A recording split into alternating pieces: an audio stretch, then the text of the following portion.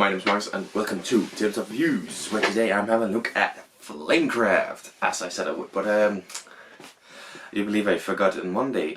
It's like the Mandela effect or some shit, man. I totally remember putting up, getting it ready to be posted, and then just check Tuesday, nothing. So I don't know what happened there. But back today, Wednesday, with Flamecraft. It's a lovely game in 2000. I got something in my eye. There we go. Lovely game from 2022 about dragons and shops and all kinds of stuff. Let's get it to the table and see how it's set up and played. Alright, Flamecraft, let's set it up here. It actually is going to take quite a lot of table space, so I might have to adjust the camera. Rulebook, let's have it laid out the way. Start off with the entire marketplace. Long rolled out one here. Now I actually recently played it with one of my mates and he said this kind of ruined the game, took up too much space, but this is the entire part of the game. This is all that I love in the game. Okay, so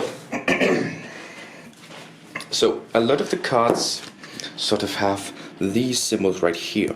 This means starter. So these are the starter shops. They also have the stuff up here. And you just kind of place them out here. You can sort of try and match, you know, the buildings to it if you want to. I'm just gonna put them out here. Really, it doesn't really matter where the shops are placed. There is in the rule books on the first pages. Let me try to show you here. I place them out like this, and in most places I usually try and do that, but just for the sake of this one, of course. I will say I unfortunately have this card right here. As you can see here, an accident has happened. Very annoyed. So, next up you have one color of each. Well, not one color of each, but 6 colors, 6... Alright. A dragon and a heart, right? The heart goes all the way down here. We're gonna place it here. This is the point. Can you see it? Not really. That's what I said. I'm gonna have to back this up because it takes a lot of vertical space. Anyways, up here, because we have one right here, and you go around counting points. And then you have a dragon to match the color. Yellow and red. Just got yellow over here, red over here. Alright, let's bring out these ones. This is of course the how to play things. I usually just put in the box, we know. And here we have all the rest of the shops that look like this in the background. Have the same abilities. There's a rule of how many you remove and stuff, but realistically it doesn't really matter because, well, you'll figure that out soon enough. So just shove them up, put them on a pile right there. Coins sort of have the fountain in here as their position. So you kind of just place the coins here, and then you have all the other resources right here. It's all about just finding a good place to place them. So let's just place them up here by the shops, or here maybe, just so they're in reach. Up next we have a few different things here. So let's just take these one at a time. This symbol right here is the symbol for fancy dragons. Fancy dragons are sort of in gold tokens. You can shuffle these up. Deal 2 to each player. And then place the rest right here. Then we have in here, just grab it out. We have 2 things. One thing I will show you just a little bit later. Well, actually, there's 3 things in here. I completely forgot. You have these, which are enchantments. They look like this on the background. The basic ones. These are sort of more advanced ones. So let's take a thing right here. Bam. As you see here, these are what they take. This one takes like 4 different things with a new symbol there, and this just takes 2 things. So when you've gotten used to the game, you can try the gold ones, which are advanced enchantments. Otherwise, you'll just simply start off with the yellow, the purple ones, not yellow ones. Shuffle them up, place them over here, and then face up with the 5 cards here. Bam. And then the last thing are the regular dragons. What words? Artisan dragons, that's the word for them. Artisan dragons. Right, so once again we have these right here, which are the starter Artisan Dragons. What you will do with those is you will match this symbol to the symbol that is up here on the shops. And you just kind of place them in the first row. In the first row you can see again the starting symbol, so that means that the starting dragon will sort of be placed here. Right, so you have symbol matching, symbol matching. We'll do that with all the shops here.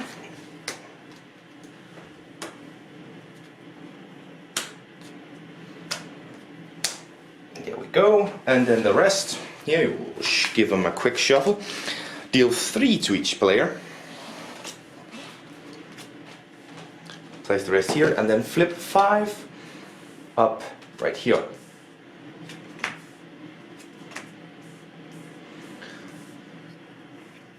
And that might actually also be the perfect place to real quick place all of your resources up here at the end of this one. Sort of. Now the fancy dragons that you received, you will remove one of them. Each one of them removed. So, am I lucky enough to have... Yes! So there is the moon and the sun token. The moon are sort of end game bonuses, the sun are whenever you achieve it bonus. So you can have some of both. Now for the first game I actually say play with both of them just to get used to the game. That's what we did. I don't know if that's in the rules, I can't remember. I don't want to check. And these cards right here are for later. I will show you those later. Anyways, let's get into the game.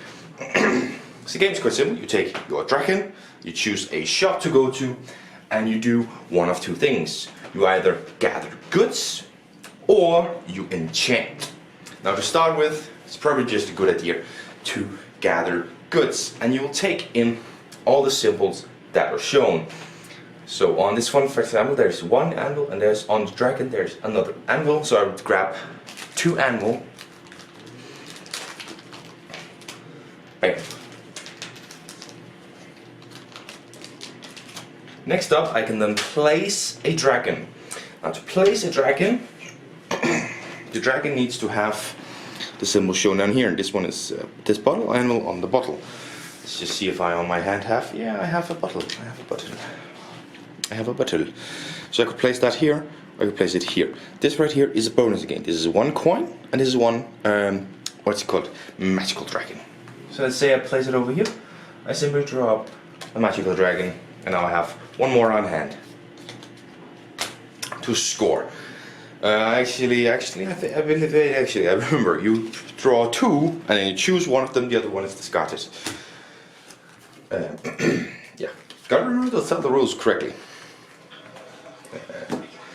Yes, and then you can fire up a dragon. What this means is you activate 1 ability on any of the dragons that are on the store, which it says down here. Now for each symbol, the ability of the dragons is the same. So the dragons with the same symbol have the same ability.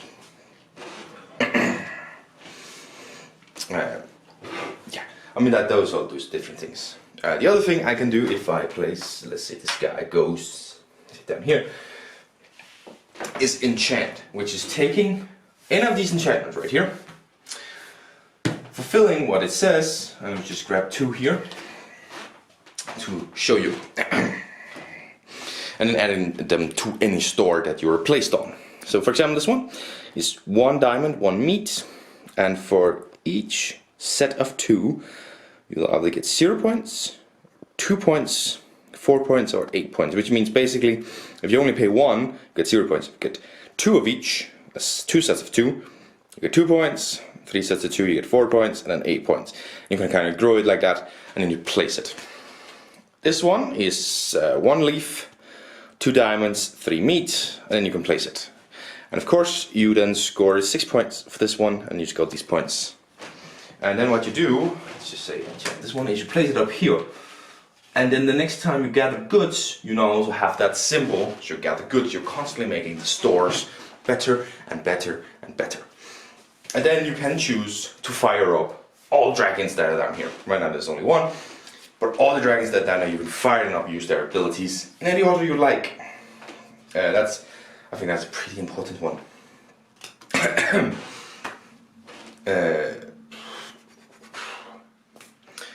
Because you can use that in your play of this. And I mean, basically that's the game. I mean, at the end of the turn, of course, if you've taken any of these dragons over here, which you can when you play it, or taking any of these over here, you refill them, of course, with the next ones. It's the next person's turn. One thing is, if, for example, this store over here had been filled, bam, now there's 3 dragons in it, then at the end of your turn, you would grab the top one here and place it wherever you wanted to, and there's now a new store. And these stores have an ability. The basic stores doesn't. This one has fire up a dragon from your hand. You may then gift it to a player for 5 points. This is an example of an ability of a store. When you enchant a store, you have the opportunity to also use this ability if it is there. You of course can't with these stores, the basic stores, but with these stores you can. And these all have different abilities, and also, by the way, no, I did totally show you that. And also, you usually have different requirements down here, and some of them, let me just see if I can't find it in here. Can I find it? Can I find it? Can I find it? Can I find it? It's one there, it's one there. Just have to remember whether there are more, but I don't think there's one right here. Oh, yeah. Have some special things up top in the corner. So, here are some example of that. So this is, you get an artisan dragon instead. Yeah. This is, you have a choice of any, one of any kind one, 3 coins or 1 coin. So rather than straight up one of your, those, you get something different from these special stores. But, I mean, a large part of them simply have resources, which is the freaking word for it, for you to gather instead. The game is over once either the enchantment deck or the artisan dragon's deck it has run out. And by the way to get one of the dragons is through the red ones. Draw 1 artisan dragon. You can choose from here or from here. Yeah. And that's seems like that's it. Yeah. When this is run out, you count up you check your points, final scoring from your magical dragons, and whoever has the most final points win. Now this here is a companion deck. At the start of the turn, you shuffle that up, and each player receives 1. And this companion is a one-time ability. When enchanting, you may pay 1 annual in place of any goods. And at the start, you can reserve 1 enchantment. So that's at the start of the game, you can reserve 1 enchantment. So that's an ability here. Let's just check another ability over here, just to see you. Score a magical dragon that is face up in front of you or any player. And instead of 2 enchanted dragons, you draw 5 and gain 1. That's pretty interesting. And those are one-time abilities throughout the game you can use whenever you want to. Bam, now I'm using it. And this is coffee just for the overview to talk about that. But that's how you set up and play the game. It takes a lot of space, but it's actually quite simple and nice. So let's get back up to, well, not to the table, but to the discussion. I'm having a staring contest with my cat. She just lost. And she fell asleep.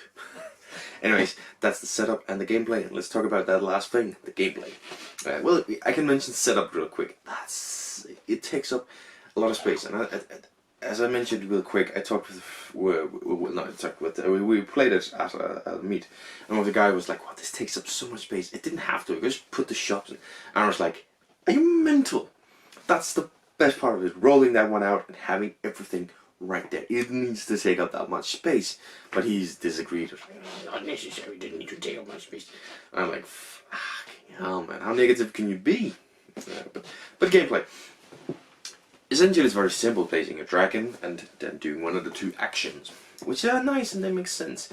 And once you get to terms with what all the things mean, you know, firing up a dragon, what does that mean? Well, and enchanting and all these things. It makes a lot of sense, and it's very nice. One thing in terms of that, at 5 and 6 players, which is like the maximum of the round, yes. Well, 5 is the maximum, actually, sorry. 5 players, the maximum. You get very, very limited. I would say 3 players is the sweet spot, and that of course comes on later, actually. But it's just because then you're limited in the shops unless you want to pay one. That I totally forgot. If you want to visit the same shop as someone else, you have to give them 1 resource. Yeah, totally forgot that. But that aspect is just annoying when you get up into the higher play counts, because you force that to do that unless you just want to do like a basic boring as fuck action, which you don't want to do. It's a basic boring as fuck action. Come on. And I sort of dislike that happens, you know. But I do like a play of first to get some resources, then you can play a dragon if you want to, then you can fire up that dragon if you want to, or you can enchant it to later on get more resources from it, and which also scores your points. I just think it works in a very lovely thing. Thematically wise, no, that's not yet. It's still in the gameplay, right? I don't know. It's difficult to say other than I do like it, but I don't feel like it does something very spectacular. I think it's really good, and I just like how basic, and yet with strategy it is. Of course, you have to match the dragons. If you can't do that, do you then want to visit that shop? Do you want to visit the other shop that you can do it? It's sort of a basic choice, so to speak, but it's a very good one, right? That makes you just quickly think. It doesn't occur that you're going to have that thing. I can never remember when I'm on the spot, but I do have it saved here. That thing when you think and then watching a Trevor Noah video on your TikTok. Anyways, that thing when you're thinking and oh my god, why can I never remember what it's called when I need to remember what it's called? For fuck's sake, why doesn't it say in the title? Analysis paralysis, there it was. Just checked out a video here and here. Analysis paralysis. It doesn't, it's not going to occur very much with it, it's sort of basic. Well, of course, it can always happen. I know somebody who's going to have that, no matter what.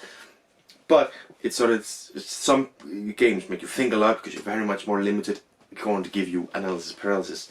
This game is very much straying away from that, being for sort of simple and with many choices. Therefore, well, many choices can be a bad thing, but it can also be, as with this game, where sure there's a lot of choices, but you are very easily going to figure out what you can based on what card you have. Your like magical dragon things, you're going to figure out what you want to do. Very simple. Talking about magical dragons, they're good. They're fine. I think I would prefer them if they were all end of the game goals, but it is a nice thing that they're sort of a mixture of the two. I think I just preferred it was only end of the game goals for that one. Visiting the shop and trying to build combos for later on. I think it's very awesome. And the thing of when you've got a shop filled up, you gotta have new shops, so you have options all the time. It's a very nice way of constantly, as I say, giving you options all the time until, of course, towards the end of the game, you can't continue doing that forever. So that's very nice. And as I say, building for the later turns. I think this way better does like Century. In Century, you're constantly trying to build up, so in later turns you can really do something. But I personally never feel you get there. Or for example, Splendor, I think it's too difficult to get there. To a point where now I can do something. With Flamecraft, I find it a lot easier to get to a point where it's built up, you can do something. Mostly because everybody is adding to it constantly, and therefore at some point there's just some really brilliant combos that people are going to be fighting over. And the part of giving one resource, a little bit later on in the game, after a few rounds, you are probably going to have one resource you can get rid of, so it's not that big of a thing. You can visit the diamond shop, it's been enchanted, so it like gives you 2 diamonds, and the dragons down there give you a diamond extra, and I can't remember, leaf or whatever. Well, okay, I don't need the leaf, but I do need the 3 diamonds, so I can give this 1 leaf that I have already here, and then I get 1 leaf back, or something along those lines, right? Or it's fine, I can give 1 diamond because I just need 2 more, but there's 3 on it, so I can give that 1 diamond and then get the 3, and then we're at the what I need. That's going to happen later on in the game, so it's still sort of a choice, right? You like, can I get rid of it? It quickly maths, but it's not a harsh punishment, so you're never going to do it and be like, no, I don't want to. You can do it without the biggest fear of completely just running out of options.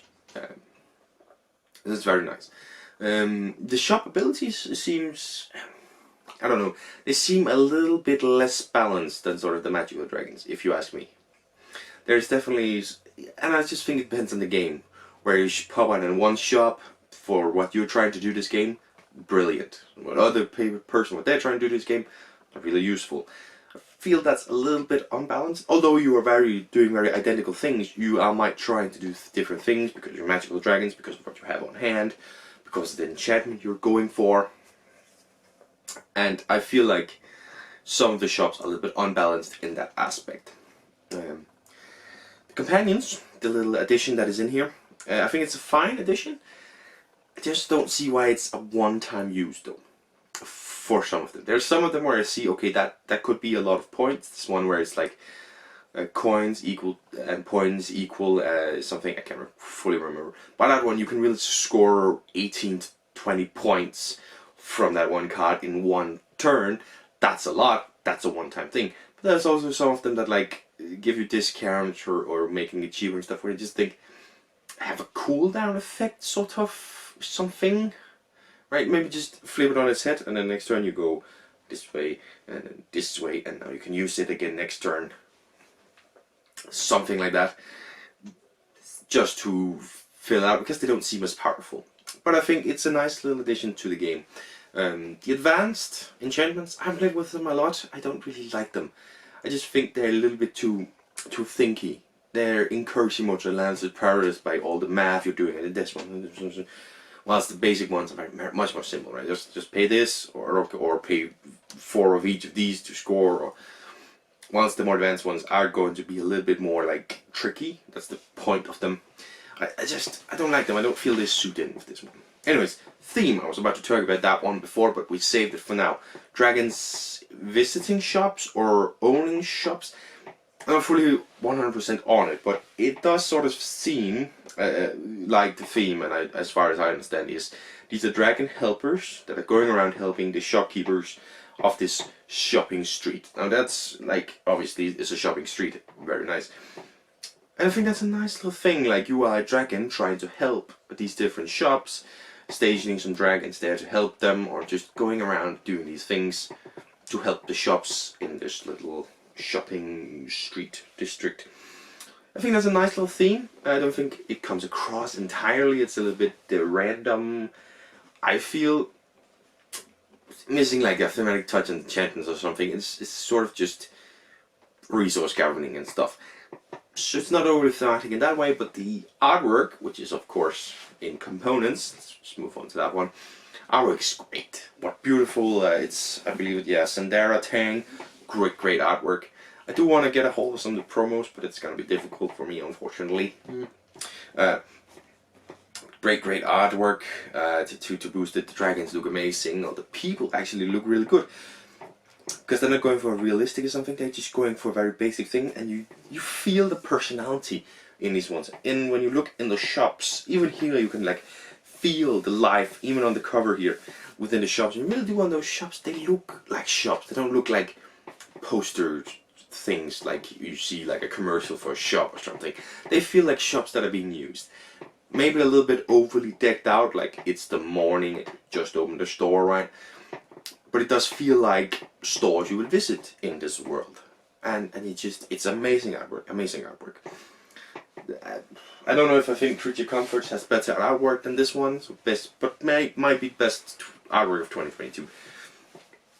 We'll see if the Dice Tower agrees with me in the summer. I think they were. This one was noted there. Another in the components, the resource tokens, the basic ones I have here, and the coins. They're fine. Honestly, they're a little bit on the worst side. They're a little bit too thin and stuff. Just nothing to them. I really want to get a hold of the deluxe components. Just waiting for them to be in stock again, and they're not going to be. Little dragon meeples are nice. I don't need the big 3D printed figurines. The little meeples are nice. They're good.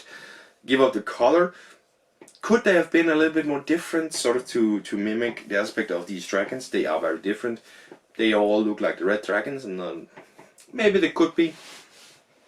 But at the end, they are quite nice. The little heart tokens to score points. Also, just a nice little token, wooden token. That could have just been a cardboard cutout, but they made it a wooden token, and I really appreciate that. The cards are perfectly fine. I had, of course, one in here that's broken, which is very annoying, but that's because I bent it. I think I caught it or something and just completely bent it up. Very annoying to me because, oh my god, ruined the card. But in the end, it's the card quality is perfectly fine, good. They are small cards, which I always sort of dislike. It's sort of also quite fine. And the big cards are the same. It's a very fine, good quality. Maybe not really like the Kickstarter quality that you sometimes expect in Kickstarter, especially at Kickstarter. This one that made a lot of money. But it's good. And the little rollout playmat is really the centerpiece of it. It is literally the centerpiece. But it really is what makes it come alive, and it is absolutely brilliant. I really do like that one. So, does it lie to you? 1 to 5 players, 60 minutes, ages 10 and up. So as I said with 1 to 5, at 5 it's going to be very limited in your choices at the beginning until you start having resources that you can just sort of get rid of. And it's going to be a pretty slow start in scoring points and gathering. So for something, you're not going to be capable of doing that until you get going. And there's 1 workshops. At 4 it becomes less, but 3 to me really is the sweet spot. At 2-player game this is fine, it's good, played it, but 3 really is the sweet spot, where you wait a little bit on the turn, a little bit more happens, you move a little bit faster, but not too fast, and you still have plenty of options of what you want to do. 1 player, of course, I haven't tried, I don't really play solo, so I won't mention. So I think in the player count, basically half of it is true, sort of. It still works at 4 or 5, of course, but I really prefer it at 3, and 2 is my second favorite, and 4. Really, 3 is really the ideal to play this one. 60 minutes. If you know the game, yeah. I would say it's probably going to be more like 70, 80. It is going to take a little bit while. It is. Even if you know the game. And 10 and up, I think the game is basic enough for that age. Again, if you've played it before. But I heard an interesting thing about the age, that it's more about the components that's in them. You know, choking hazards and stuff. And in that case, 10 seems low. Because they have some really small components. But then at the same time, it's a weird one. It's also the theme and stuff. The age in board games is just really weird. I'm trying to think of like, can they play it at this age? I would say yes. If you played a few other board games with them, not the first one here, they should be capable of playing it on. So, what is my score of this game? Well, with my little bit of critique, it is not going to be a perfect 10 out of 10, but it is going to land on a 9 out of 10. A really good game. If you checked out my latest video, which was supposed to be part 11 of 5 games I've played, but was, of course, last Thursday when I uploaded my 1 year anniversary, not in the comments, but in the description, this one is in the top 20 games. I can't remember quite where I put it, but it is in my top 20 games of all time. Not quite my top 10. Isn't notching in there quite. But there's a few things. Maybe an expansion will lift it up there, right? But yeah, a really great game, and I'm of course keeping it up here on the shelf underneath K2, where it's going to go as soon as I'm done. So yeah, thank you very much for watching this review of Flamecraft. I will see you next one. Bye!